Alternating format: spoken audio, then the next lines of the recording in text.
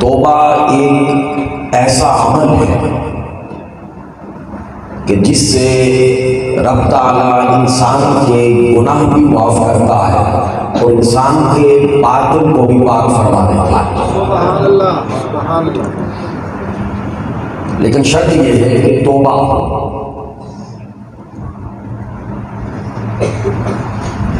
حقیقتاً توبہ گناہوں کو چھوڑ کے نیکی کی طرف ہجرت کا نام ہے،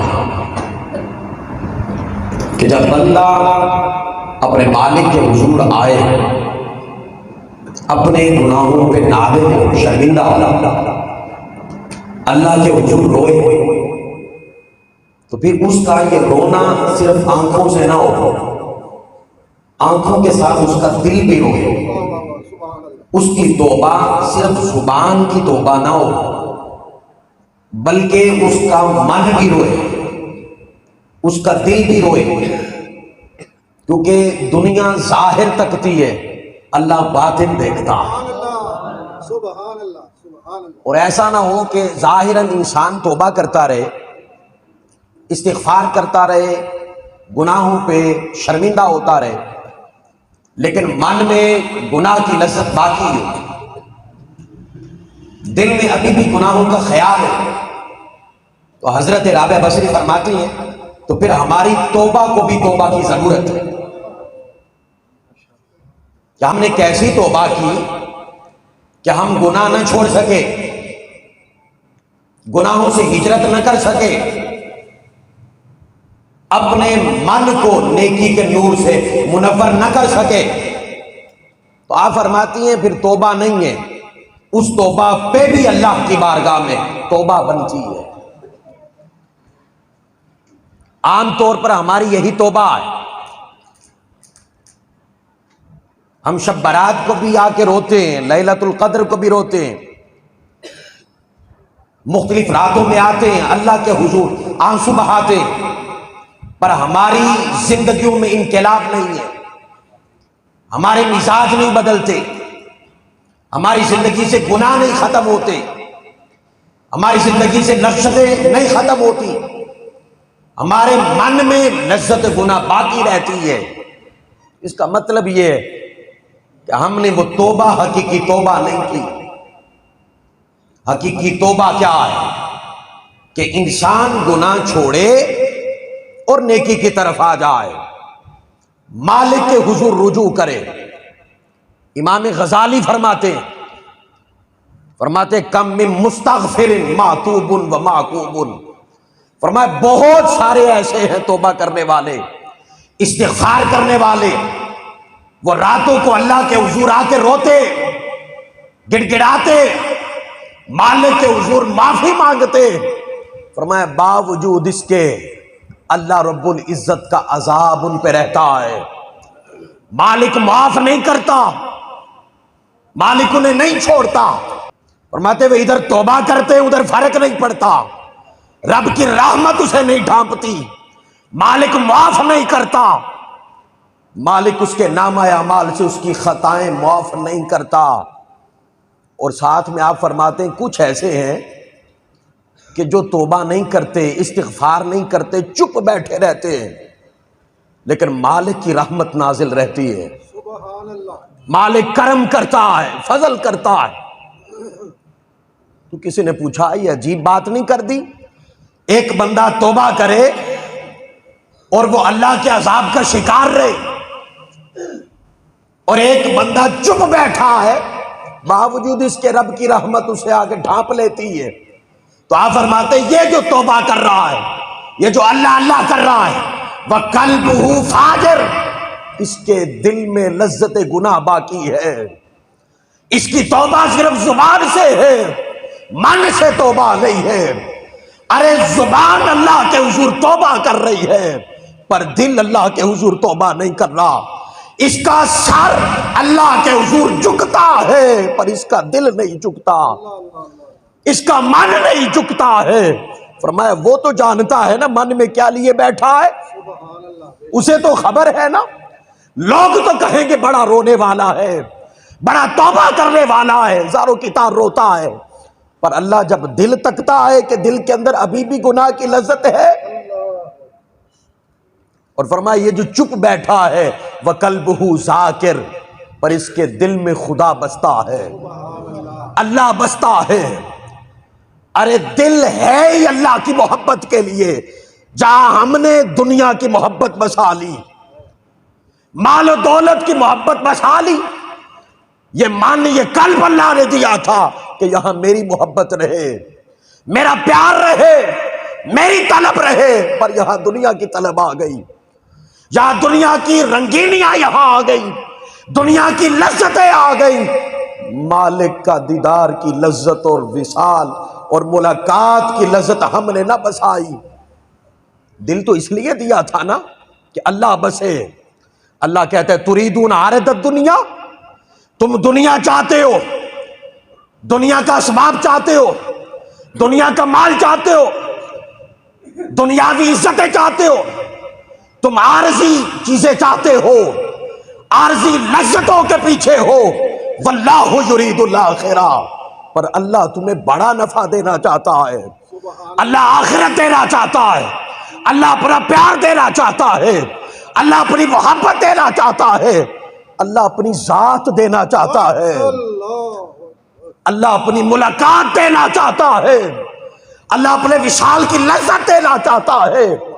تم دنیا کی لذتوں کے پیچھے صبح سے لے کر شام تک مارے مارے پھرتے ہو، وہ کہتا ہے وہ لذت دیتا ہوں جس کا کوئی تصور نہیں کر سکتا، وہ نعمتیں دیتا ہوں کہ جو ختم نہیں ہونے والی۔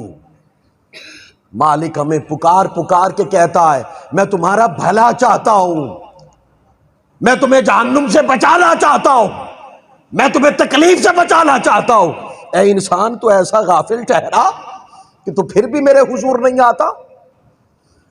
نوجوانوں، کثیر تعداد میں نوجوان بیٹھے ہیں، ارے بڑی غور طلب بات ہے، قرآن پڑھیں، پورا قرآن پڑھیں،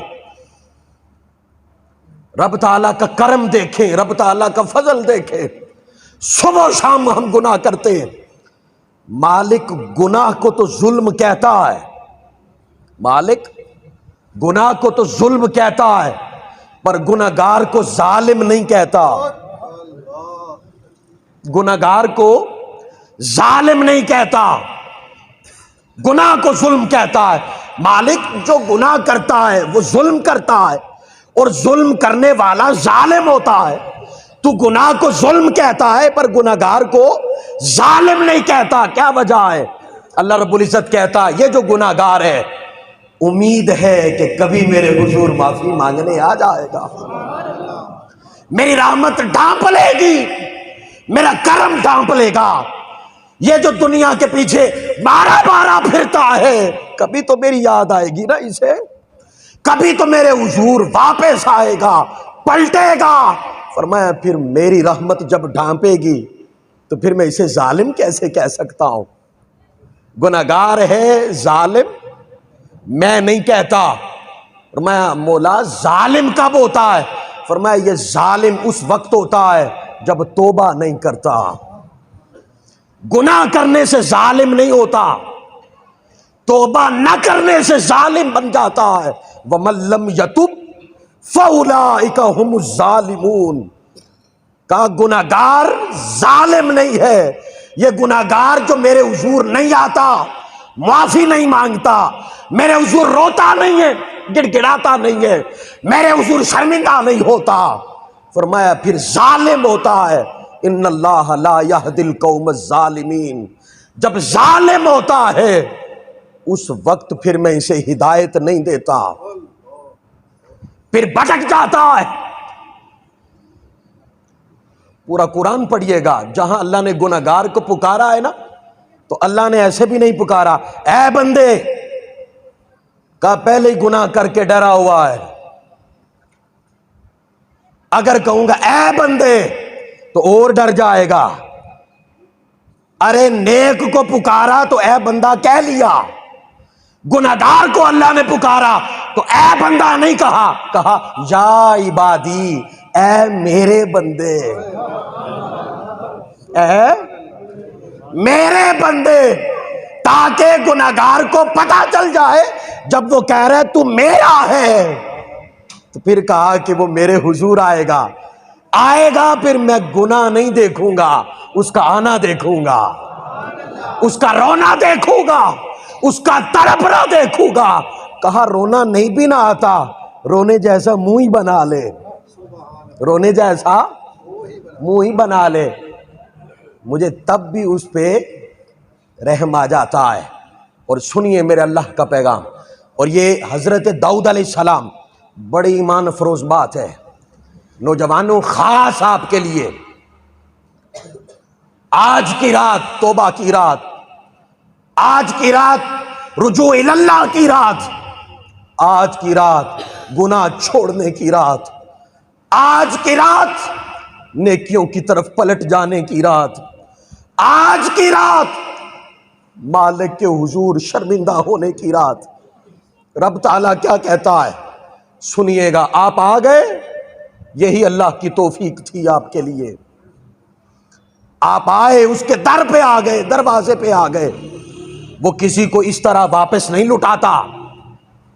داؤد علیہ السلام کو اللہ رب العزت نے کہا اے داؤد، اور یہ بات یاد کرنی ہے آپ نے، یہ اللہ کا کرم اور فضل دیکھیے گا، کہا اے داؤد لو یعلم المدبرون عنی، تمہیں پتا ہے جو گناہ کرتے ہیں، میری نافرمانیاں کرتے، صبح و شام گناہوں میں لت پت رہتے، فرمایا یہ گناہ کر کے میرے حضور توبہ نہیں کرتے، میرے حضور نہیں آتے، معافی نہیں مانگتے، ہے گناہگار، اللہ اس کا کہہ رہا ہے، نیک کا بھی نہیں کہہ رہا، ابھی کہہ رہا ہے داؤد یہ جو گناہگار ہے، خطا کار ہے، سیاہ کار ہے، مجرم ہے، عجیب بندہ ہے، جرم کرتا ہے، میرے حضور بھی نہیں آتا، تو داؤد پتا ہے کیف انتظاری لہم، میں خدا اس کا انتظار کرتا ہوں،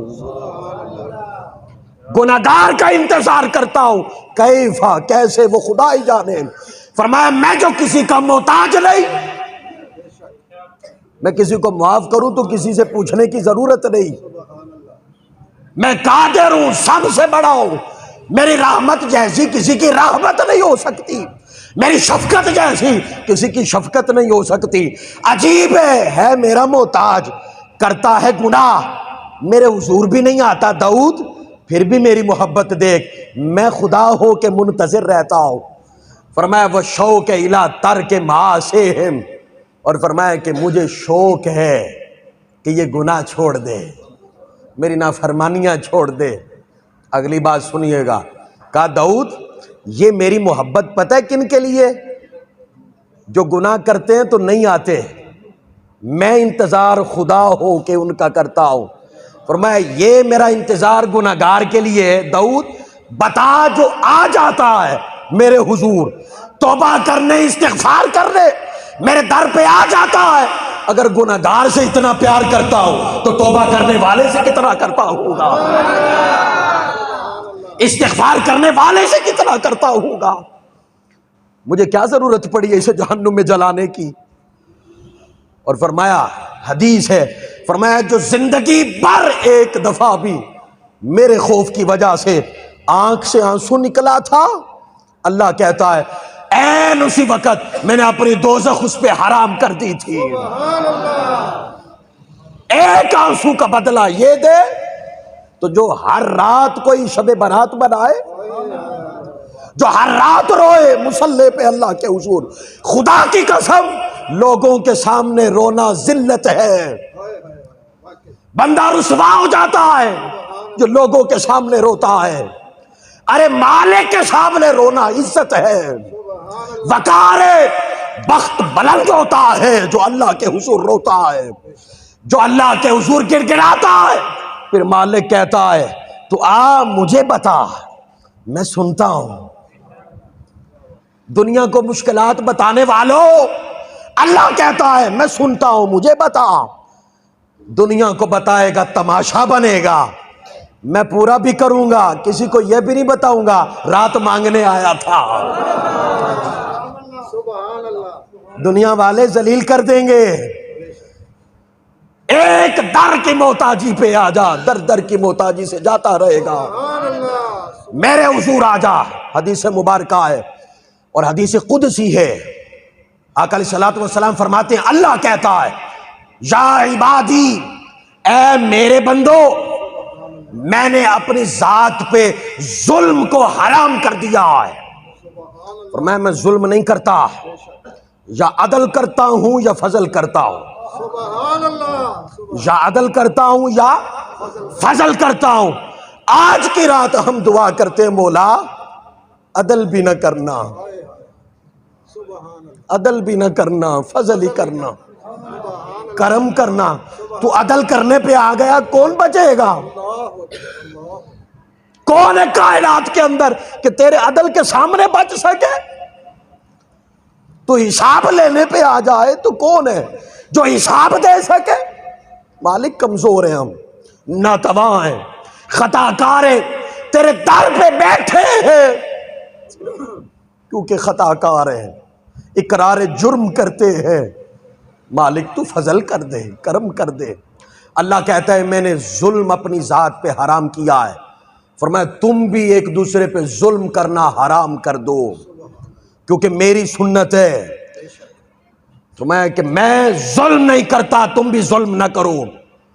سنیے اللہ کہتا ہے یا عبادی، اے میرے بندو، تم میں سے ہر بندہ گمراہ ہے سوائے اس کے جسے میں ہدایت دے دوں، سبحان اللہ جسے میں ہدایت دوں۔ فرمایا اس کے علاوہ ہر بندہ گمراہ ہے۔ آگے اللہ اعلان کرتا ہے لوگوں میری بارگاہ سے ہدایت مانگو، میں ہدایت دیتا ہوں۔ پھر اللہ مخاطب کر کے کہتا ہے اے میرے بندو، تم میں سے ہر بندہ بھوکا ہے سوائے اس کے جسے میں کھلاؤں۔ فرمایا آؤ مجھ سے کھانا مانگو، میں کھانا تمہیں عطا کروں گا۔ فرمایا تم میں سے ہر بندہ بے لباس ہے، آؤ میری بارگاہ میں مجھ سے مانگو، میں لباس عطا کروں گا۔ پھر اللہ کہتا ہے اے میرے بندے، تم میں سے ہر ایک گناہ گار ہے سوائے اس کے کہ جسے میں نے محفوظ کر لیا۔ فرمایا آؤ راتوں کے اندھیروں میں میرے حضور آؤ، معافی مانگو، میں خدا تمہیں چھوڑ دوں گا۔ اور اللہ کہتا ہے اے میرے بندے، میری رحمت یہ ایک بار نہیں، دو بار نہیں، فرمایا ایک ہی گناہ تو 70 بار کرے نا، ہاں بچنے کی کوشش بھی کرے، ہو جائے، فرمایا ایک ہی گناہ ہو اور تو 70 بار کرے، فرمایا تو 70 بار میرے حضور آئے، میں خدا 70 بار تمہیں بخش دوں گا۔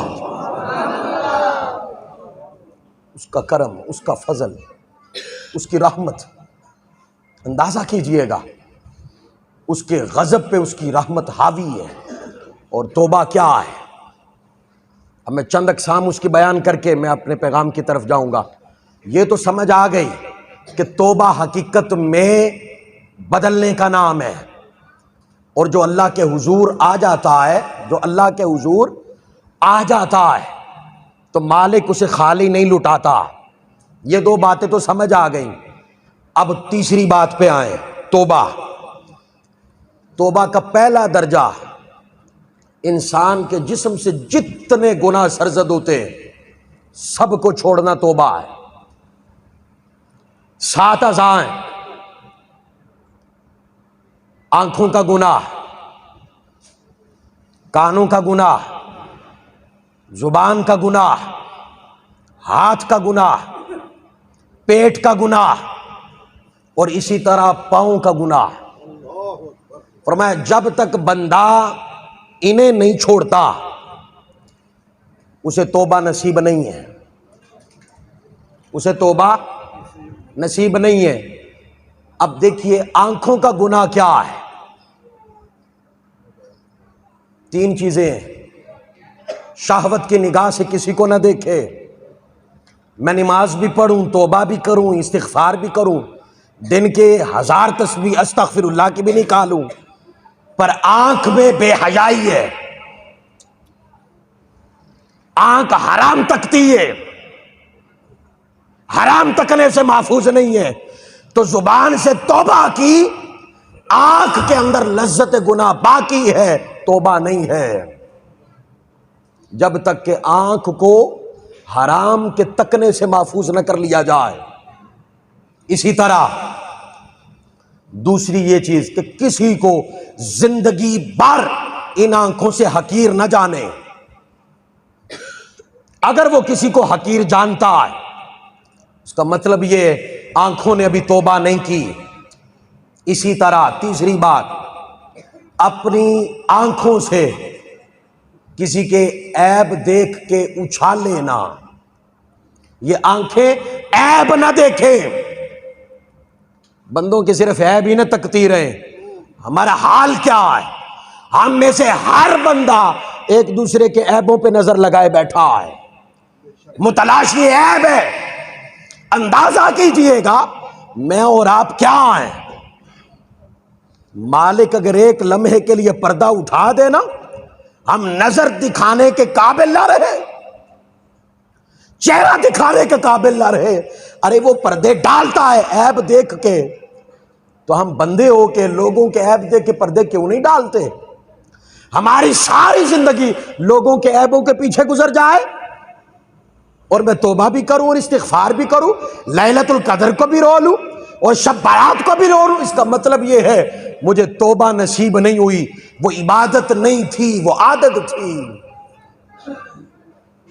تو تین چیزوں سے آنکھوں کو محفوظ رکھا جائے، کانوں کو لغویات سے محفوظ رکھا جائے، والذین هم عن اللغو معرضون، بیہودہ بات نہ سنیں۔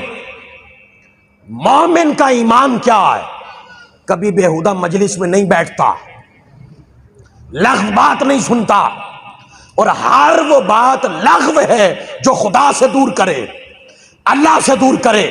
ہر وہ مجلس لغو ہے جو خدا سے دور کر دے، اللہ سے دور کر دے۔ فرمایا اس لیے کانوں سے کوئی لغو بات نہ سنے، اور یہ نہیں کہ بات سنے تحقیق نہ کرے اور لوگوں میں پھیلا دے۔ یہ بھی تو بہت بڑی بیماری ہے۔ میں وہ چیزیں گنوا رہا ہوں جو معاشرتی طور پہ ہے، یہ کوئی توبہ نہیں ہے۔ آپ رات ادھر دعا میں روئیں، استغفار کریں، اور صبح گلی کوچوں کے اندر اسی زبان سے جھوٹ بھی نکلے، یہ کان لغویات بھی سنے، یہ آنکھیں لوگوں کے عیب بھی تکے، حرام بھی دیکھے، تو پھر رات کی توبہ نہیں تھی۔ اور میں بات سنوں اور تحقیق نہ کروں، بدگمانی کروں اور آگے لوگوں تک پہنچاؤں تاکہ عزت کم ہو اس کی۔ اور اللہ کے بندوں، جب عزت دیتا ہی اللہ ہے، ذلت دیتا ہی اللہ ہے، تو بندہ ہے اتنی جرت والا کہ کسی کی عزت کو اچھالے اور خراب کر سکے؟ اللہ عزت دے اور بندہ اسے ذلیل کرے، ہو سکتا ہے؟ یہ شیطانی وسوسے ہیں اور کچھ نہیں ہے۔ اسی طرح ہاتھ کا گناہ ہے کہ لوگوں کے ساتھ ظلم نہ کرے، زیادتی نہ کرے۔ اگر یہ ہاتھوں سے کوئی بچتا نہیں ہے، اسے کسی کو تکلیف پہنچتی ہے، تو زبان کی توبہ کافی نہ ہوگی۔ اسی طرح زبان کے ساتھ غیبت نہ کرے، الغیبت اشد من الزنا، میرے آقا نے فرمایا زنا سے بھی بدتر ہے غیبت کرنا۔ ہماری مجلسوں میں جب تک کسی کی غیبت نہ ہو ہمیں مجلس مزہ ہی نہیں دیتی، مجلس کی لذت ہی نہیں آتی۔ ہر بندہ اور ایک دوسرے کی اصلاح کی آڑ میں غیبتیں کرتے ہیں، ایک دوسرے کی اصلاح کی آڑ میں غیبتیں کرتے پھرتے ہیں کہ میں تو اصلاح کر رہا تھا، اس لیے اسے بتانا جو مقصود تھا، حالات حاضرہ سے آگاہ کرنا مقصود تھا۔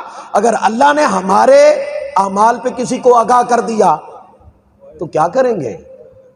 کدھر جائیں گے؟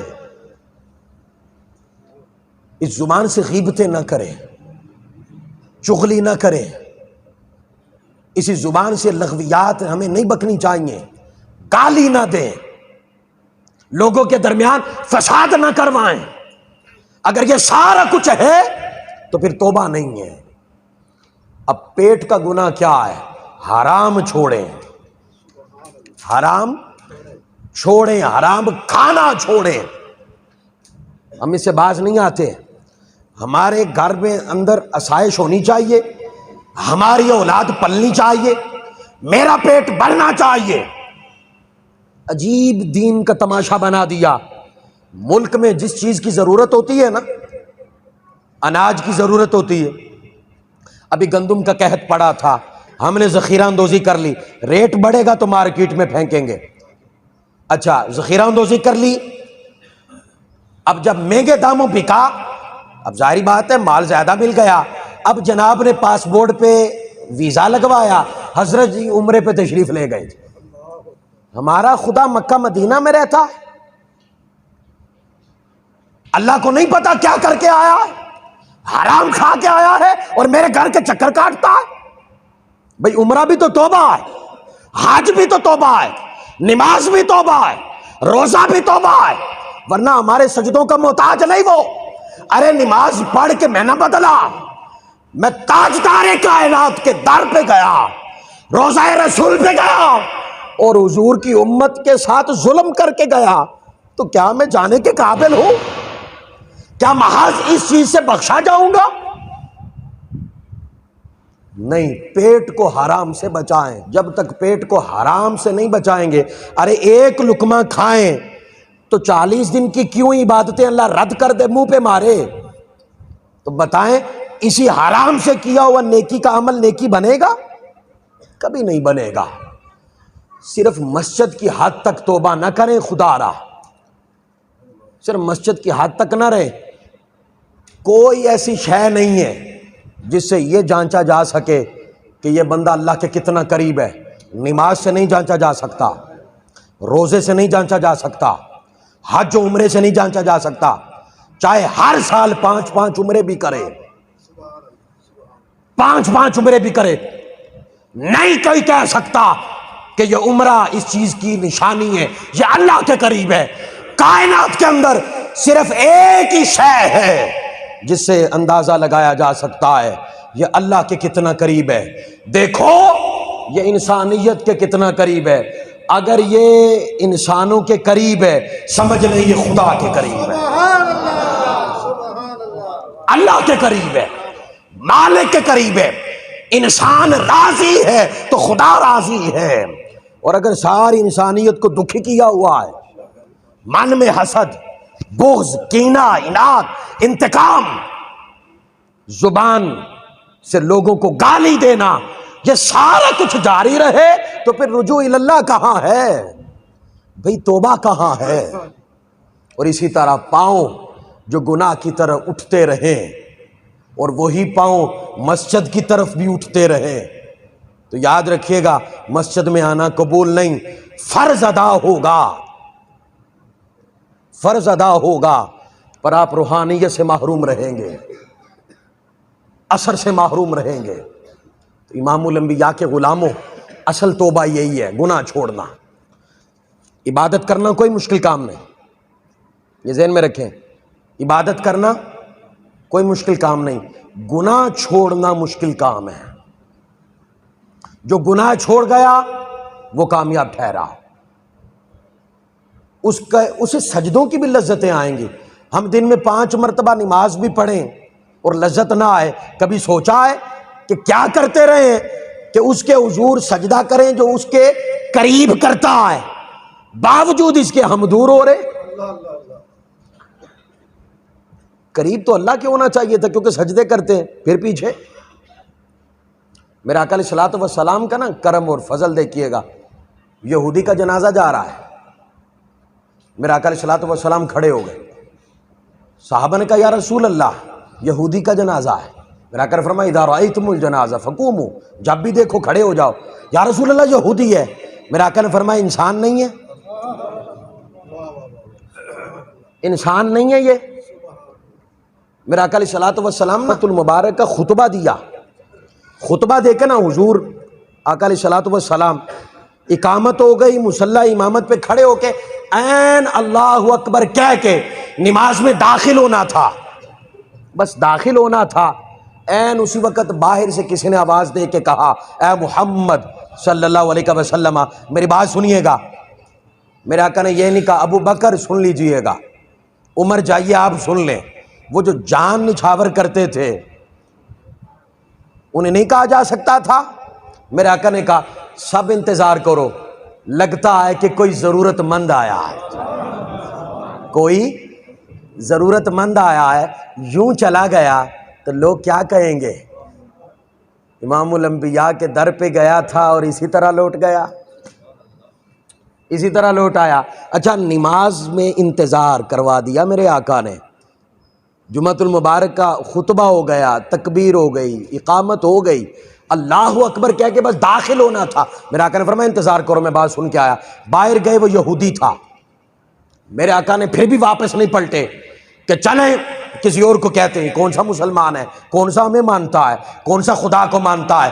ارے انسانیت کی قدر کل دین ہے، انسانیت کا احساس توبہ ہے، انسانیت کا احساس قرب الہی ہے۔ میرے آقا نے فرمایا بھی کیا بات ہے؟ کہا جی ضرورت مند ہوں۔ میرے آقا نے فرمایا کیا چاہیے؟ کہا جی سنا ہے آپ کے پاس بکریاں بہت زیادہ ہیں۔ میرے آقا نے فرمایا ہیں۔ کہا مجھے ساری دے دو، جی مجھے ساری دے دو۔ میرے آقا نے صحابی کو بلایا، بلا کے کہا یہ ساری بکریاں اس کے ہاتھ میں تھما دو۔ وہ چلا گیا۔ میرے آقا واپس آئے، اللہ اکبر کہہ کے نماز میں داخل ہو گئے۔